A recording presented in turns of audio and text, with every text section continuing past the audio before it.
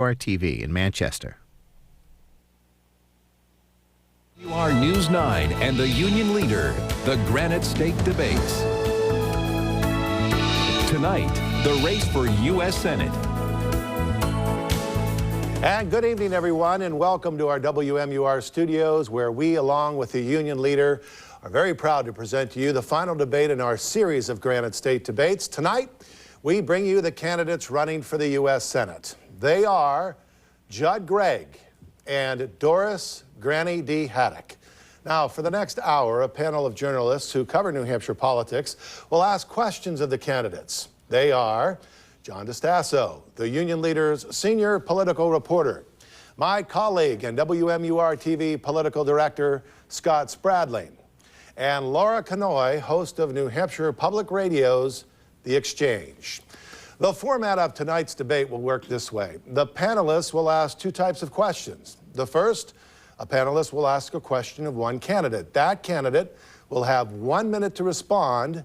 Then the other candidate will have 30 seconds for a rebuttal. The second type of question, a panelist will ask one question to both candidates, and each would get 1 minute to respond. We will offer rebuttals at our discretion. We anticipate about 7 rounds of questions from our panelists. We will also allow time for the candidates to ask questions of each other. Each will have 90 seconds to respond to the opponent's question. We have asked that the candidates do not use props. We did offer Mrs. Haddock some accommodations for this debate. She is wearing an earpiece to help her hear the questions more clearly. There will be time for closing statements at the end of the hour, but we begin now with our opening statements, and each candidate will have 1 minute. A draw determined that Senator Judd Gregg goes first. Senator? Tom, thank you, and Channel 9, the Union Leader, and Mrs. Haddock. It's great to be with you this evening. Thank you. Well, it's hard to know where to begin, really, but of course, with a minute, you got to sort of finish where you start. But let me simply say that I've greatly enjoyed representing the state of New Hampshire for the last 12 years in the Senate. It's been a great honor. I've tried to bring New Hampshire values to Washington: fiscal responsibility, keeping taxes down, keeping spending under control, recognizing that protecting the environment is absolutely critical because we need to pass it on to our children in better shape than we received it, acknowledging the fact that people make a difference in this country, that the government isn't the organization that create jobs, it's individuals, and protecting and promoting liberty. Those are values which New Hampshire stands for. I like to think that I've been able to promote them rather aggressively and hopefully effectively on your behalf in Washington. And obviously, I'd like to continue to do that. So we're here tonight to discuss those things. Thank you very much. Mrs. Haddock. Thank you. I believe Judd Gregg has done much for this state, but he is ensnared in the special interest machinery that keeps us from solving our problems. He has accepted over $1.5 million in the present election from special interest political action committees. I am a woman of New Hampshire. I too care about the water and the air and the jobs and the schools. I have always worked for our communities, and I shall do so if I make it to Washington. I am accepting not one dime of special interest money in my campaign. Mr. Gregg brings home federal pork. I would probably bring another kind of benefit, and that would be to help break the stranglehold of special interests on our democracy, which would make it more of a difference for our state in the long run. Mrs. Haddock, thank you very much. Your time is up. Well, now we begin with our first question. John DeStasso, you have a question for Senator Gregg, please. Senator, welcome. John. You have held higher office in Washington and Concord for the last 25 years, and you have received lots and lots of campaign contributions over that time. Aren't you vulnerable to Mrs. Haddock's criticism that you are, in a way, a product of the special interests? Or can you cite an example of where you recently voted against the wishes of a major industry that gave money to your campaign? Well, John, first off, I guess you have to define what special interest is. You know, yes, I've received money for running for office, which I then pass on to media outlets, by the way. I don't get to keep it. We raise money and we sort of pass it on. But those dollars are raised from folks who believe in you, that think that you can do a good job. And that, of course, is the key to running for office, to be able to convince people that you can do a good job and you can represent them well. Special interest? What's a special interest? Well, political action committees are made up of groups of people, and everything that they contribute to you is publicly disclosed. For example, a large number of union people may get together and put money together and contribute to somebody they support. Realtors may get together and contribute to somebody they support. The doctors may get together and contribute to somebody they support. But it's all publicly disclosed, and I don't think it really reflects special interests. I think it reflects the interests of the people here in New Hampshire who've been kind enough to support me. As to votes which I've cast, which may run counter to the people who've contributed to me, I've cast a number. A couple would be the generic drugs vote and my support for re-importing drugs from Canada, both of which obviously aren't too well liked by some folks who might have contributed funds to me who are in other industries. I have to ask you that your time is up, but thank you. And Mrs. Haddock, you have a 30-second rebuttal, please. I think that what he's talking about, if you get a lot of money from a particular state, I mean companies such as Tyco, Halliburton, that they put checks together, and there's no doubt that those checks affect what he has to do. Thank you very much. Scott Spradley, you have a question for Mrs. Haddock, please. Thank you, Tom. Mrs. Haddock, welcome. The issue of age has been a topic of discussion in this race. You are 94 and you are seeking a 6-year term in the U.S. Senate. Can you assure New Hampshire voters tonight that you have the energy and the stamina to follow through on this important commitment? I walked across the country 3,200 miles. I did it 10 miles a day. My doctor says that I'm in good health, both physically and mentally, and that I really should start looking, that I'm about half through my age, and that I should start looking for the golden age soon. Mrs. Haddock, thank you very much. Senator Gregg, you have a rebuttal on that? Well, I really respect Mrs. Haddock. I think the fact that she's willing to get involved and try to make a difference and on issues that she thinks are important is something that we should all admire.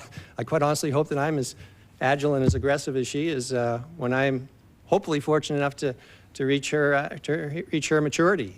So I congratulate her for what she's doing. I congratulate her that she's in this race and willing to take this extra effort to do this. A lot of people probably wouldn't have made this type of commitment in what they see as public service, so I thank her for it, quite honestly. Thank you. A question from Laura Conoy to Senator Gregg, please. Thank you, Tom. Senator Gregg, we're going to shift gears and talk about Iraq for a little bit. This is a question about an exit strategy from Iraq. How will we know when it's time to bring U.S. troops home, and how long do you think that might be?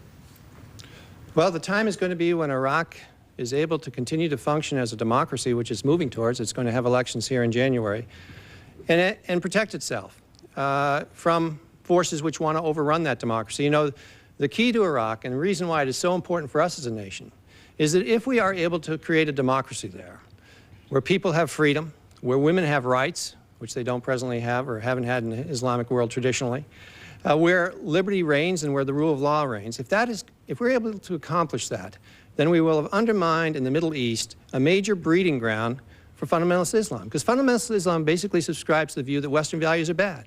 But if Iraq is able to become a functioning democracy, we'll prove that Western values are not only not bad for the Islamic population, but are actually good. And that should be our goal there. What's the timetable? Nobody really knows. I think they're obviously moving in the right direction. If they get these elections in January and they're successful, I think we're going to be able to see the end of the road here when American troops would be needed. Mrs. Haddock, your opportunity for a 30-second rebuttal. I think Mr. Gregg was in favor of this mistaken, unnecessary war, and I have opposed it. Thank you very much. John DeStaso, do we have a question now for Mrs. Haddock? Yes, Mrs. Haddock, given your opposition to the war, you have written on your website that you would have supported the well-known $87 billion supplemental appropriation for our troops in Iraq. Could you please explain that, given your position on the war itself? Well, I certainly support our troops, and I feel very sorry that so many of our home guards are having to serve over there, are having to continue their time over there, jeopardizing their jobs here at home. I think that the boys and young men and women there are in the shooting gallery, that we've lost over 1,000 of them, and God knows how many Iraqi people we've lost. I think that the war was a mistake, and I'm sorry that it ever had to happen. Mr. Gregg, you have an opportunity for a 30-second rebuttal. Well, I did support the $87 billion. Obviously, when our troops are in the field, we have an obligation to support them. But more importantly, we didn't start this war. We were attacked. Thousands of Americans died on September 11th. And the issue is how we keep that from happening again. There are two ways to approach that. First, you can tactically approach it by chasing terrorists around the world, as we are doing. 75% of the al-Qaeda leadership is now either incarcerated or dead. But secondly, you've got to prove to the Islamic world that Western values are not anathema, that they can be to their advantage. And that's what Iraq is about, creating a democracy where Western values work. Mr. Gregg, thank you very much. Scott Spradley, and a question for Mr. Gregg, please. Senator, setting aside the situation in Iraq right now, in your mind, what is the next biggest threat? Which nation is the next biggest threat in terms of global terror? Well, I don't think you can put it in terms of nation, Scott, although obviously there are some nations which we have to be very sensitive about, specifically Iran, and it looks like it's moving towards nuclear capability, which would be extremely destabilizing to the Middle East region and to the world generally if it obtained a nuclear weapon. No, I think you have to address it with the fact that we are living in a new world of threat, where individuals who gather together under the banner of Islamic fundamentalism are willing to commit to suicide missions, and if they get their hands on a weapon of mass destruction, will use them against us here in America. The next attack, should a weapon of mass destruction be used, a dirty bomb or biological weapon, would literally kill tens of thousands of Americans potentially. And we can't allow that to happen. The only way you can avoid it is to be on the offensive, to make sure you find these people before they can attack us, to make it difficult for them to sleep at night or to know where they're going to sleep at night so that they're not planning their attack the next day. This has to be our goal. We have to be on the offensive, and we have to be on the offense, and we have to be totally committed to this effort. Mrs. Haddock, your opportunity for a 30-second rebuttal. I do not believe that 9/11 had anything to do with the war. There is no connection at all. And I think that bin Laden has been allowed to get free so far, and I think it seems almost to have forgotten. I think it's time that we find him. Thank you very much. Laura Kanoy, do you have a question for Mrs. Haddock, please? Mrs. Haddock, speaking of Osama bin Laden, in a speech you delivered in Arizona 2 years ago, you stated, "I fear you, Mr. Bush, not Osama, not Saddam, you. You are the threat to America and its Constitution." Two questions for you. Do you still fear this president and not Osama bin Laden, and if so, why? I do still fear Mr. Bush, because I think that his intention is to have one war after another. Mr. Gregg has just told us that probably the next one will be Iran. They also talk about nuclear that is going on in Korea, and it seems to me that it is not for peace, but for anger and other things, revenge, for instance. I know that this is a dangerous world, and a lot of it is our fault. Mrs. Haddock, thank you. Mr. Gregg, your opportunity for a 30-second rebuttal. Well, I think the president's doing a superb job in a very difficult time, probably the most difficult time that any president in the last 50 years has been asked to lead our nation in. Certainly FDR had an equally difficult time. But our nation is at significant risk. We are clearly threatened. Quite honestly, if these terrorists get their hands on a weapon of mass destruction, and they could get it from a number of different places, they will use it against us. And the only way to stop them is to find them before they can attack us. And the only way to do that is to be able to pursue them across the globe. And that's what this president is committed to doing. Thank you very much, Mr. Gregg. Now we begin the portion of our debate where the candidates ask questions of one another. Each will have 30 seconds to ask a question. The response time is 90 seconds. Senator Gregg asks the first question. Senator? Well, Mrs. Haddock, first, thank you again for participating in this forum with us and for being willing to get involved. It's great. And you've obviously seen a lot of things in your lifetime here in New Hampshire, seen us grow as a state. And one of my big concerns has been our growth. You know, the fact that we want to make sure that we don't lose what's special about New Hampshire, because we are a special place. You know, we've got a wonderful environment, we've got a great atmosphere for raising children, good job climate, good incomes. So I guess my question to you would be, with all your experience, where do you see the most important emphasis should be relative to protecting our environment here in New Hampshire? Protecting our environment here in New Hampshire. Correct, yeah. Well, I think, yes, I think that that we had more clean air and better water, that is where our big problem is. I think that you and Mr. Bush have allowed mercury to get into our waters. I saw you fishing the other day. I hope that you didn't eat fish, because there's too much mercury in our fish today, in our ponds and in our streams. It was not so when you were first elected and went to Washington, but it is so now. You must not eat the local fish because it's full of mercury, which can get into mother's milk, for instance, and then go to the brain of a child. I think that that it would be time for us to sign that treaty that talks about global warming, and I think that needs to be done as soon as possible. Mrs. Haddock, do you have a question for Mr. Gregg, please? Yes. Mr. Gregg, you have accepted over $490,000 in campaign contributions just this election cycle from special interest PACs in the insurance and healthcare industries. When you count contributions from executives and lobbyists for their industries, it's almost $1 million. How can you be expected to work for affordable health care for Americans when you are beholden to the very special interests that are profiting from our present increasingly unfair and unaffordable health care systems? Well, Ms. Haddock, I think that if people look at my record, they'll see I have been committed to trying to make New Hampshire a better place to live on a lot of different levels, whether it's the environment we were just talking about or in the area of health care. I've done a great deal to try to improve the health care in this state. For example, working with a variety of different hospitals and with doctors' groups, trying, for example, to limit the number of malpractice suits that occur that are frivolous so that our doctors can continue to practice, especially OBGYNs throughout this state.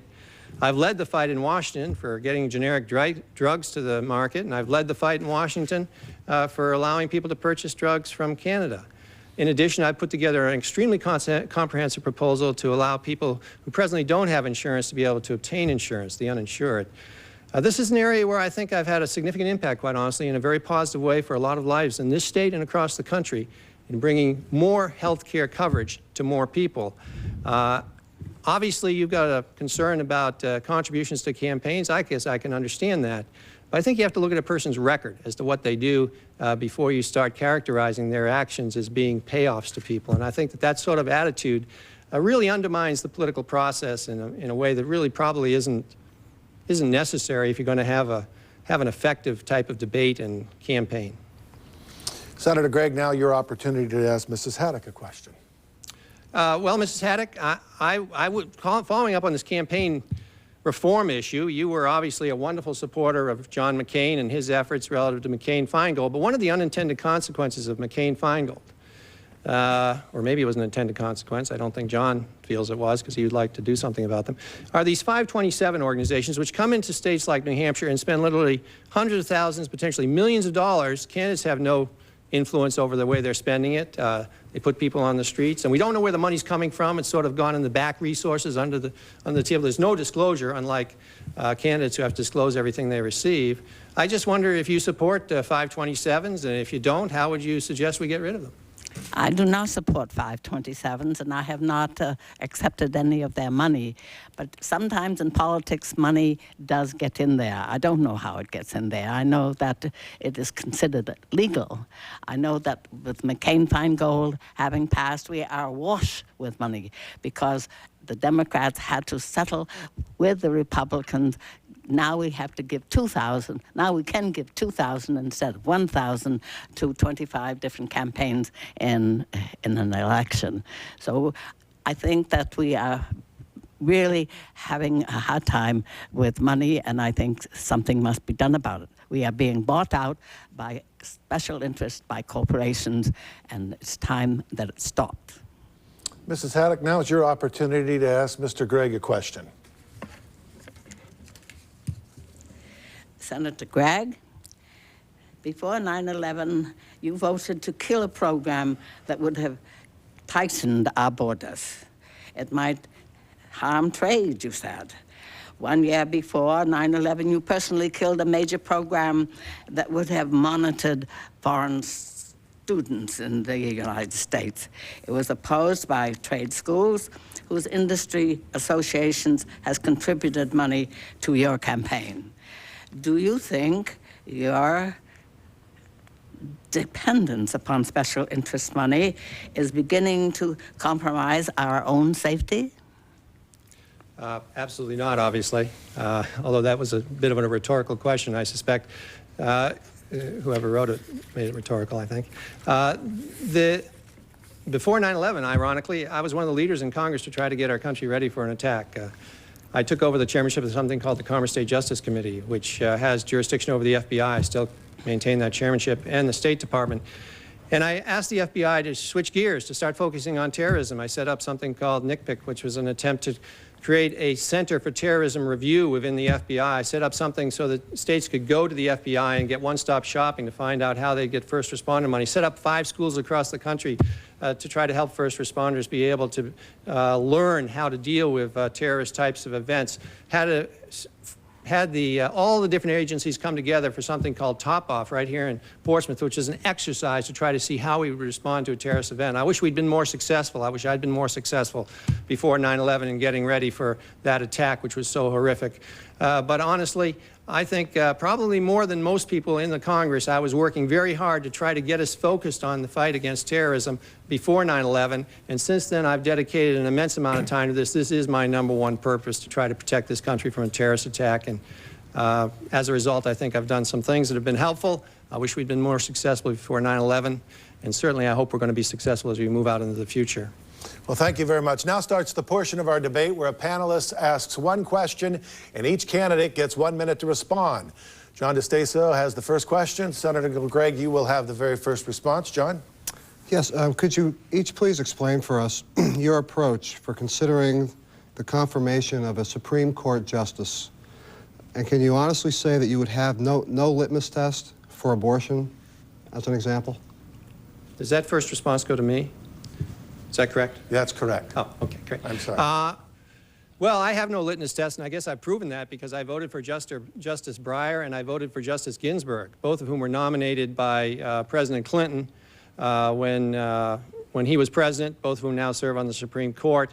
I also, as governor, appointed a series of people to the court here in New Hampshire. My first few appointments where I think where we tried to focus on bringing women on the court because we didn't have enough women, in my opinion, participating in our judiciary.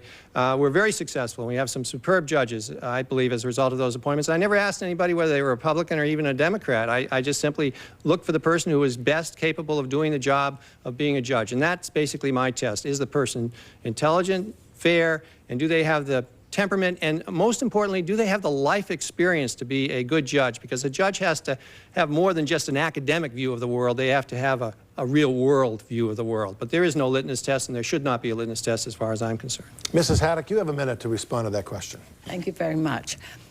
I don't really know much about the Supreme Court. I know that I know what happened in the last election. I don't think that they had any right to stop counting the votes. I think that it is too far right, and that if I ever get to Washington, I will certainly make sure that those new judges that are coming in will be of a different ilk. Thank you very much. Scott Spradling, do you have a question beginning with Mrs. Haddock answering first? Question for both of you. Mrs. Haddock, what role does your religious faith play in your political beliefs? Well, I am an Episcopalian. I was brought up Methodist Episcopal, but when I got married to my husband, I changed.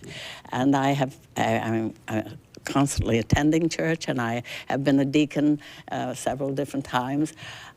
I believe in honesty, I believe in fairness, I believe in justice, and I guess that all comes from my religion. I took a 4-year course called Education for Ministry about 4 years ago, and certainly that has influenced how I feel. Thank you. Mr. Gregg, you have an opportunity to respond to the question. Well, I think people's faith are expressed in different ways. Mine is fairly private. I don't try not to be too public about my faith because I don't think it's appropriate to mix faith and government in an open and aggressive way. It's just my style. I tend to be understated about a lot of things, I guess, but that's certainly one. I am Congregationalist. My wife is Catholic, and she makes sure that I'm following the thoughts of the church as she and I talk about it. But I do feel very strongly that faith is critical to one's ability to be successful in anything, because you have to have, as I think Mrs. Haddock pointed out, you have to have a sense of values, and values are so much affected by basically the Judeo-Christian ethic which dominates our culture, and it is so important to our culture, both not only as individuals but as a nation. So I do think it's critical, and it's certainly an important part of my life, but I've never really talked about it. Laura, do you have a question for both candidates, addressing it to Mr. Gregg first, please? Thank you, Tom. Yes, I do. Senator Gregg, first, is Walmart good or bad for New Hampshire? Well, I think Walmart is good for New Hampshire because it's market-oriented. You know, I mean, we should always be an entrepreneurial state. When I was governor, I used to say we were a refugee camp for entrepreneurs. Anybody who wanted to create a job and had an idea should come to New Hampshire, and we'd give them the opportunity to do that and be able to succeed. And I think we got a lot of folks out of Massachusetts because of that. Now, Walmart is a competitor. Obviously, it has a huge impact on Main Street, New Hampshire, or Main Street, America, and small stores on Main Street are affected by it. But on the other side of the coin, people in New Hampshire are able to buy products at a price that they like in a place that they want to buy them, and they should have that option. So yes, Walmart should be allowed to compete in New Hampshire, as should anybody else be able to come into the marketplace and compete, because we should always be a very market-oriented economy that rewards the risk taker, because the risk taker creates jobs. And the bottom line of a quality life is whether you have a good job. Thank you very much. Mrs. Haddock, you have an opportunity to respond. I'm sorry, I don't agree with you, Senator Gregg. I think Walmart is a big mistake. I walked across this country 3,200 miles. In every one of the cities and in the little towns, I saw many, many stores bottled up, covered with wood, so that they have lost their businesses because of Walmart. Walmart is the biggest employer in the United States today, and it's very apt to give you part-time work and no perks, no benefits. And so I think to have lost the computer systems that was our biggest employer before Walmart has been very bad. Mrs. Haddock, thank you very much. Well, we here at WMUR and the Union Leader asked our viewers and readers what they'd like to ask the candidates as questions. Our first question came via email from Al Joffran of Gonick, New Hampshire, and he writes, would you be in favor of a law that would give sole authority to the American voter approving any congressional pay raise? Senator Gregg, you have the first response, and you have 1 minute on this question. Well, no, I don't think I would be. Obviously, people have the ability to affect whatever a member of Congress does by simply voting for that person or not voting for that person. In reading Daniel Webster's memoirs, he stated that the most difficult vote he ever cast, the one that caused him the most problems, was when he voted for a pay raise. So I think that that opinion has always been expressed fairly aggressively by people who vote, and they have a strong view on whether or not members of Congress should have pay raises. Today, congressional pay raises are a function of the cost of living clause. So you get a pay raise if there's a cost of living increase, and it's consistent with the rest of the federal employment force, and that's probably the way it should be.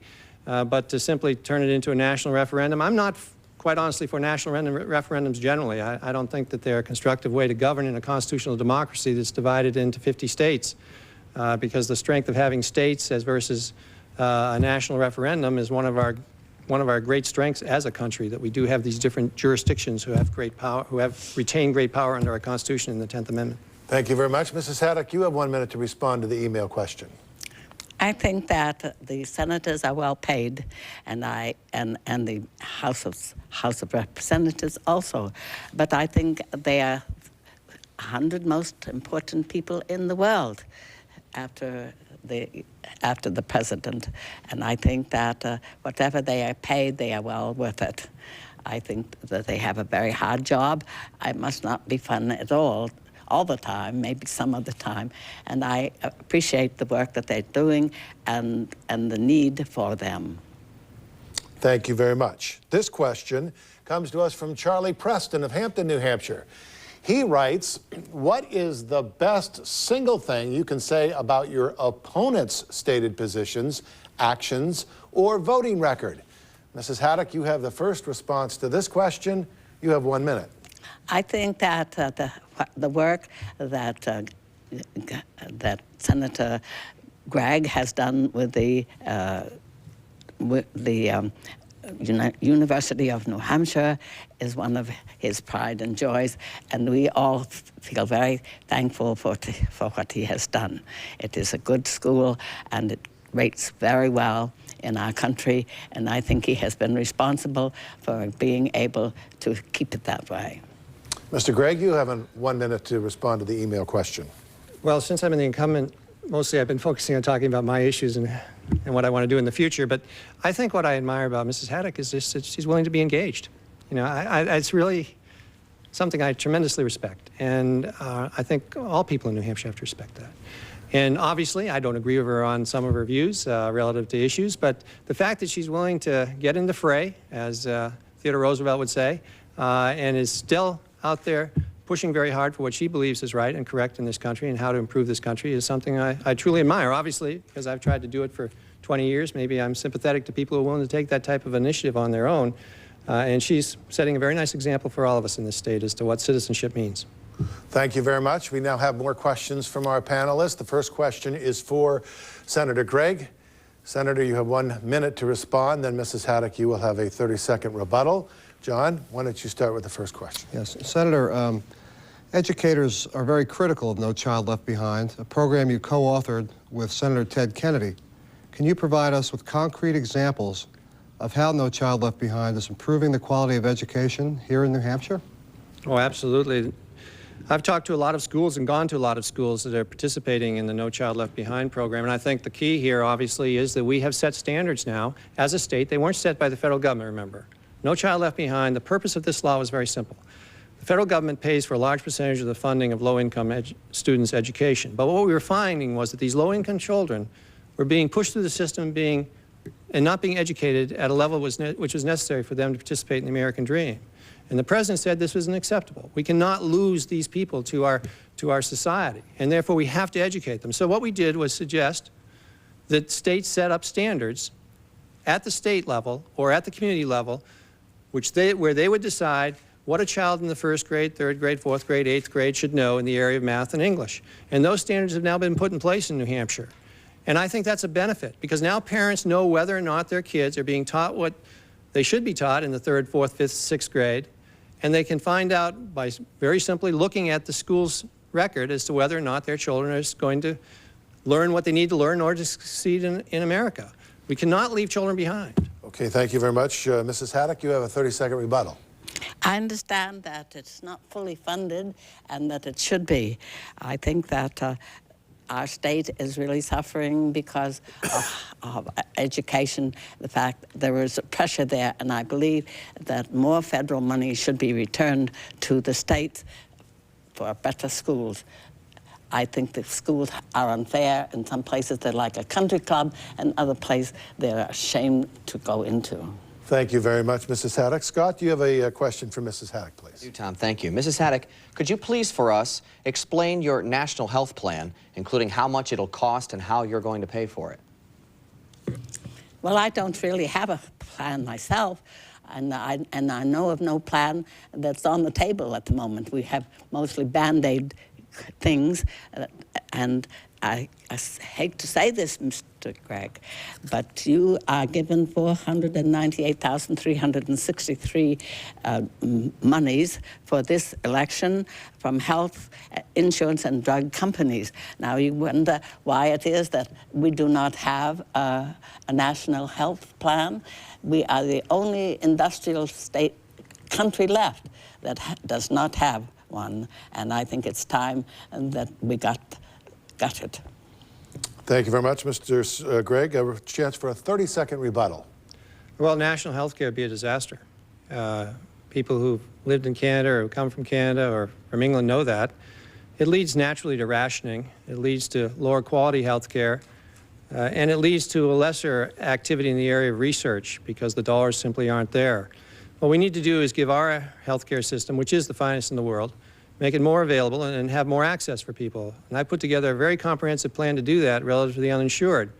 And it's a plan which would insure a lot of people who don't have insurance today. I wish we had more time. I'd be willing to talk about in specifics, but if you wish to, you can obviously go to my website and find out about it. Thank you. Thank you. Laura Conoy, do you have a question for Senator Gregg, please? Yes, I do, Tom. Thank you. Senator Gregg, realizing that you have long been involved in the Social Security reform effort, what is the single most important reform you will fight for if you go back to the Senate for another 6 years? Well, I'd like to see us do any reform, to be very honest. 3 years ago, I had a coalition, or 4 years ago, actually 5 years ago, time flies. I had a coalition that involved myself and Senator Bob Kerrey, Senator Pat Moynihan, Senator Chuck Robb on the Democratic side to try to put in a comprehensive Social Security reform. And that comprehensive bill, which I still hope we'll be able to pass and which I do plan to reintroduce, you ask what will I do, I'll reintroduce that piece of legislation. Unfortunately, the well has been poisoned from the other side of the aisle on this, regrettably by Senator Kerry's attitude on Social Security, which is that he's simply not going to do anything and that he's using it basically as a political wedge in this campaign. That shouldn't be, because we cannot deny the demographic event that's occurring. There's going to be a huge retirement of baby boomers, and the system is not structured to handle this type of demographic shift in our society. We've got to make some changes. I've outlined 4 or 5 major changes which I would support, and they're in that piece of legislation, which was a bipartisan piece of legislation, and which I'm hopeful we can get some support from the other side of the aisle on, again, as we move forward in the next Senate. Mrs. Haddock, you have an opportunity for a 30-second rebuttal. I think Mr. Kerry is right that the Social Security should be left alone. I feel that when the Social Security surplus was put in the general account in order to balance the budget, they were stealing it. And I think that is very unwise, and that it's certainly unwise to privatize it. Thank you very much. John DeStasso, you have an opportunity to ask a question to Mrs. Haddock, please. Yes, Mrs. Haddock, I've read that you've nursed your husband through 10 years of Alzheimer's disease. What life lessons can you offer us from that experience? Well, I think that I didn't get any older. I had 10 years in which nothing else was important. The only thing I had to do was to nurse him. Every afternoon, I would take him out for a ride in the car and turn on the opera from PBS, and it was a very quiet, simple life. And I think I'm using up that 10 years now that I was given. My daughter has now the Alzheimer's. I never realized that it would jump from one generation to another, but apparently it does do that. So I have 8 grandchildren and 16 great-grandchildren, all wondering what is going to happen to them. Senator Gregg? Well, obviously, Mrs. Haddock's commitment to her family is wonderful, and I admire it. And let's hope that we can put in place procedures and medication which will correct this problem so that her children and her grandchildren won't have to worry about it being a genetic event for them. And in order to accomplish that, I've been aggressively funding and supporting Alzheimer's research at NIH, which I have responsibility for as chairman of the Health, Education, Labor, and Pension Committee.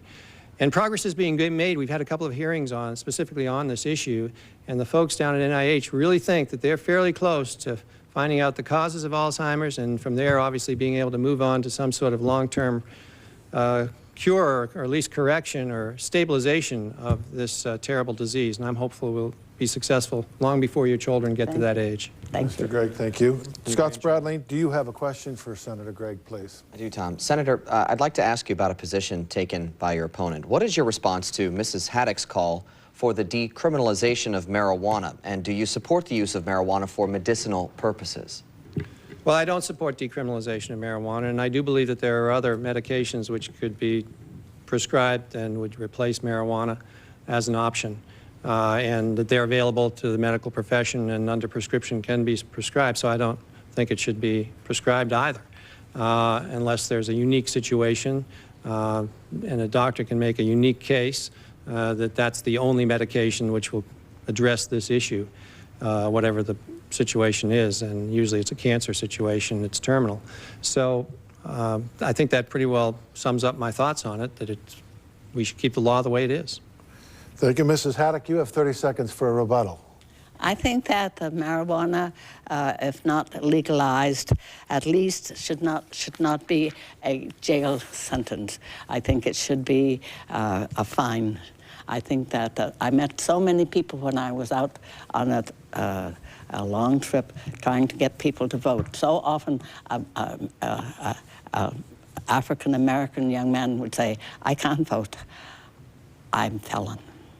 I need that. That must be stopped. Mrs. Haddock, thank you very much. Laura, do you have a question for Mrs. Haddock, please? Yes, I do, Tom. Thank you.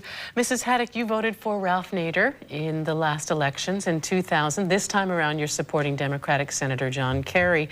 Why are you going with the establishment candidate this time around? Because I think that Mr. Nader was not properly running again this time. I think he's had his day, and I think it would have been nice if he could have been president at one time, but it's not possible for him to do it now, and he's being self-aggrandizement, I believe, running again. That needs to go to Mr. Kerry. His votes need to go to Mr. Kerry. Mr. Gregg, your chance for a rebuttal. Well, I don't support Ralph Nader or John Kerry, so I guess I'm really not really involved in this question, so I'll pass it up. Okay, very good. Thank you very much. Now time for another round of our candidate-to-candidate questioning. Again, each candidate will have 30 seconds to ask a question. The response time is 90 seconds. Senator Gregg, you have the opportunity to ask the first question of Mrs. Haddock. Ms. Haddock, we talked earlier a little bit, and I thought it was a pretty good discussion, although with this 1-minute time frame, you know, being a senator, it's hard to stay within those confines, but I'll try. About judges. Now, recently in the Senate, the Democratic Party in the Senate has raised the threshold for approval of judges. They've gone from a 51 vote approval to a 61 vote approval, which is totally different than our Constitution, in my opinion, requires. Our Constitution makes it pretty clear there are some things which require 61 votes, but one of them isn't judges. And so I guess my question to you would be, would you participate in filibusters of judges, which causes the approval for a judge to become a 61 vote event rather than a 51 vote event, which has been the tradition in this country since we were founded? I think that it would depend upon whether I approved of the judge that was going to be elected. I really, this would be an entirely new experience for me if such was happening to me, but I would certainly want to know enough about the judge to judge fairly. Thank you, Mrs. Haddock. Your opportunity to ask Mr. Gregg a question. Okay. Mr. Gregg, you voted for tax cuts for the wealthiest Americans during a time of war, when the money was needed for urgent homeland security needs, such as inspecting cargo containers, ships entering our ports, and inspecting luggage checked out at airliners. How do you justify continued tax giveaways to the wealthy Americans at a time when our nation is at war, our homeland is not yet secure, and we are facing the largest budget deficit in history? Well, actually, I voted for the tax cuts before we were at war, and to the extent I voted for them, tax cuts since then, they've been tax cuts which have been focused, for example, on extending the child care tax credit, on extending the elimination of the spousal tax penalty and the marriage tax penalty, and on extending the 10% bracket, all of which I think are very appropriate things to continue. I believe very strongly that we made the right decision in cutting taxes when we did. We were coming out of the 1990s bubble, which was the biggest bubble in our history, and it was a collapse of significant proportions. We were then attacked under 9/11, and this economy was headed into a tailspin. Had the tax cuts not been in place, we would have gone into a much more severe recession. A lot more people would have lost their jobs. Tax cuts stimulated the economy.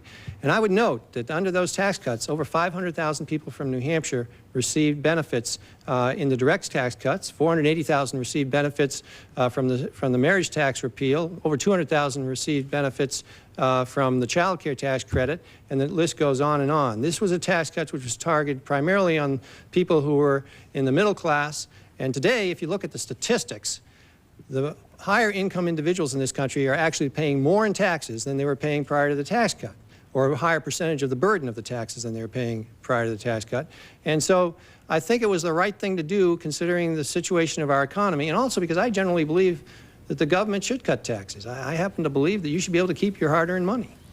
Thank you very much, Mr. Gregg. We now have time for another question that came to us and the union leader via the email. This comes from John Applegath of Durham, New Hampshire. He writes, please explain your position on when violation of a person's privacy by a government agency is acceptable. Senator Gregg, you have the first response. Well, I presume that they're referring here to their concerns about the Patriot Act, and basically my view is that you need to get a judge's approval. That before you can use a wiretap, which a person doesn't know about, or before you can look at a person's records, which a person might not know about, you have to, as a law enforcement agency, go to a judge, explain your reasons for doing this to a judge, and have the judge rule that it's necessary for national security and to protect this country, that the law enforcement agency has this right. We are at war whether we like it or not. And unfortunately, there are going to be instances where the FBI is going to need to get information without an individual knowing that they're getting that information. We do it today. We have this right in the area of drug laws, and we have the right in the area of racketeering laws. We expanded it in the area of terrorism, and it's necessary. It's been rarely used so far, but it is completely subject to a judge's order, and that's the way it should be. Thank you. Mrs. Haddock, you have an opportunity to respond. I didn't know that you had to go to a judge. My understanding was that this law made it possible for somebody to go into your house and without telling you that they were there. They also were able to go to the library and find out what books you were reading, look in your house to see what is in your computer, look at your magazines and your books. They may have to have a judge permission to do it, but they do not have the permission, have to have the permission of the person whom they are investigating. Well, if I could just clarify, they do need a judge's permission, and that's the way the law was written. I think it has been sort of misrepresented out there, and I can understand why you might not be familiar with it, because unfortunately, it has been presented that maybe a judge wasn't necessary, but a judge is required under the Patriot Act. Let me return to a type of questioning that we're going to ask again. Our panelists are going to ask each of you one question, and we're going to begin with John, who will ask a question for Senator Gregg, and you will both have an opportunity to respond to John's question with 1 minute apiece. John? Yes, the Navy has indicated again that it may shut down the Portsmouth Naval Shipyard. Given that labor costs are lower elsewhere, that Portsmouth is limited in what types of work it can do, and that the war on terror has changed defense spending priorities, how does the shipyard need to change to remain competitive and open? Well, first off, John, the Navy has not indicated that they're going to shut the shipyard. They have simply said that they're going to go through, the entire Defense Department is going through another BRAC process. By law, they have to do that. We don't even know if the shipyard will be on the list, but we're not taking anything for granted. We have gone through 4 BRACs, 3 major ones. I've been there for every one, and we have won those battles because the shipyard is an extraordinary resource for our defense establishment. Why is it extraordinary? Well, honestly, the costs are not higher at the shipyard. In fact, the work that's done at the shipyard is done more effectively, more efficiently, and at less cost than anywhere else at any of the other public shipyards. So we actually have a very strong case to make. Yes, we do submarines, and that's our specialty, but we have the talent there, the expertise there, and the facilities there to do a lot of other things, and we're going to make this case extremely aggressively, and I think very effectively, should there be another BRAC round, and I certainly intend to get into this fight and be part of the effort to try to make sure we keep the shipyard in Portsmouth and in Maine, too. Thank you very much. Mrs. Haddock, you have 1 minute to respond to the question. I do not know much about the shipyard. I know that there have been times when it was going to be closed and then was not. And if it's a useful thing and it has people working there, that's very good. We have lost so many jobs in New Hampshire that if there's something that's active that way, I think that's a good thing. I was in Berlin the other day, and that used to have 1,200 people working with it. Now there are 600, and the rest has been outsourced. Thank you. Scott Spradling, you have a question for both of our candidates, and Mrs. Haddock, you will answer first. Scott? Mrs. Haddock, in a time of rising gas and oil prices, both presidential candidates have promised more of a focus on renewable energy and less of an emphasis on the use of foreign oil. Could you tell us tonight which specific energy programs you support? Well, of course, I like the new cars that are half electric and half gas. It's very unhappy, I think, the way we are using our electricity. You go down into a town and it's wonderful to see it, it's great, but you think of the waste that goes on to light up the whole of a city, a building with 50 it's high, tall, and it's all lighted up. And there's no one working there. I think we have to learn preservation for electricity, and I think anything that they can do about the cars is a good thing. Mr. Gregg, an opportunity, 1 minute. Well, there's a lot of different alternatives, and we should use innovation to pursue those. Hydrogen cars are obviously one of them. Hybrid cars are also an opportunity. We also I feel very strongly that we need to look very aggressively at renewables, all forms of renewables, things that especially that we can use here and create here in the United States as renewables, such as wind, solar, and here in New Hampshire, obviously our wood fiber capability. But we also have to recognize that we've got to be more effective in the production of energy from traditional sources, and that's something I've strongly supported as a senator. I believe good energy policy has 3 legs to it: renewables, conservation, and better production. And we have to recognize that we're not going to get out of this by depending on Mideast oil. We've got to find other sources. The next question is for both of you. It comes from Laura Kanoy, and it will go first to Senator Gregg. Senator Gregg, Mrs. Haddock earlier mentioned the federal budget deficit, which I believe has climbed to over $400 billion.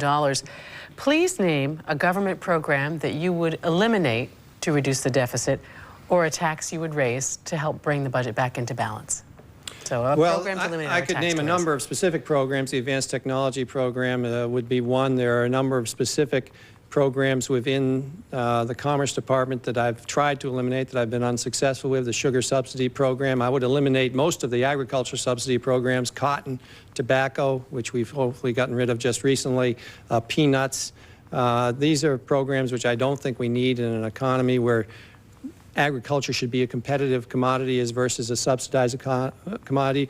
But that's not going to get to the bottom line here. If you want to control spending, it's not the discretionary side, those specific programs are the issue. It's the entitlement side. And should I be fortunate enough to be reelected, I'll have the opportunity to choose between being chairman of the Health, Education, Labor, and Pension Committee or chairman of the Budget Committee. If I take the Budget Committee, I'm going to focus on trying to control the rate of growth of entitlement spending, because that's where the dollars are. As Willie Sutton said, he robbed banks because that's where the money was. Well, if you want to address the issue of the federal deficit and specifically spending, you've got to address entitlement programs. Thank you. Mrs. Haddock, you have 1 minute to respond to the question. 80% of the deficit is because of the Bush tax cut, and I would repeal that tax for the giveaway to billionaires. And Mr. Gregg thinks that that is okay. I disagree.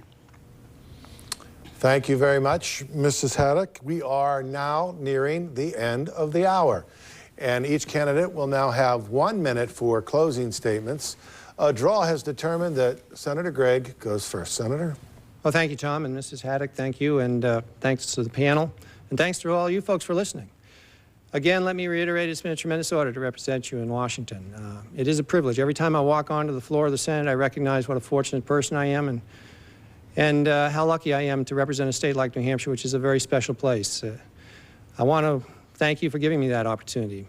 Most importantly, quite honestly, though, I want to thank my wife, Kathy, because she's put up with me being in government now for over 20 years, and it's not an easy task to be a wife of a politician, believe me. And I want to thank my children for turning out so great, even though I might not have been there for a few of their events, like their swimming meets or their soccer meets or maybe their rehearsals, but they're special to me, and they've turned out wonderfully, as a result primarily because of what Kathy did, to be very honest with you. So I'd like to continue the job. I think I've done a good job, and as we move into this century, I believe I'm in a position in the Senate to contribute even more because of the fact that I will be chairman of 2 or 3 major committees potentially, and because I think I know what I'm doing, and I think I can bring New Hampshire values to Washington and have an impact. Thank you. Thank you, Senator. Mrs. Haddock, 1 minute for your closing remarks. It must be clear tonight that at my age, I have to work harder at it than a younger person. But I do not come to you as the perfect possible senator. I come as a once-in-a-lifetime opportunity to make a statement about how you feel about the direction of Washington politics. If you want to endorse business as usual in Washington, where the special interests give millions of dollars to our politicians so that nothing changes in our favor, vote for Mr. Gregg. I am your monkey wrench that you can toss into the gears of the Washington bribe machine. If I were to win, my first act would be to put a no lobbyist sign on my office door. My real victory will be this: future candidates far better than I must step forward and agree to run for office without taking a dime of special interest money. We need to stand up for the idea that our democracy can be much more than what we see in Washington. It can be a beautiful expression of our freedom and our highest values. Let us not lose sight of that dream. Thank you. Thank you, Mrs. Haddock. Thank you very much, Senator Gregg. Both Mrs. Haddock and Senator Gregg for participating in our debate tonight. We'd like to thank our panel of political journalists as well. And we'd like to thank all of you who watched this evening. If you missed any of these Granite State debates, you can watch them on our website. That is at the WMURchannel.com. And a reminder that Election Day is November the 2nd, so be sure to get out there and vote. Thank you very much for watching the Granite State debates. Have a great night, everybody.